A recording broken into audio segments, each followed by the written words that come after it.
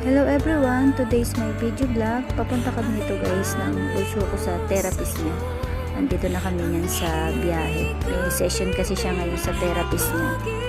Bali once a week siya nagte-therapist. Sa loob ng 1 linggo. Ayaw nga niyang pumasok nun guys kasi sleepy daw siya, inaantok siya. Galing pa kasi siya ng school nito guys. Sinundo ko lang siya ng maaga.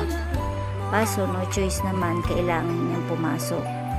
Kaya kahit na ayaw niyang pumasok, napilitan din siya. Kasi hindi kami po pwedeng hindi papasok sa therapist niya kasi may schedule siya ngayon. Sobrang hirap kasi naawa rin ako sa kanya minsan dahil pagod na rin siya. Paggaling siya sa school, kailangan pa niyang pumasok sa therapist niya.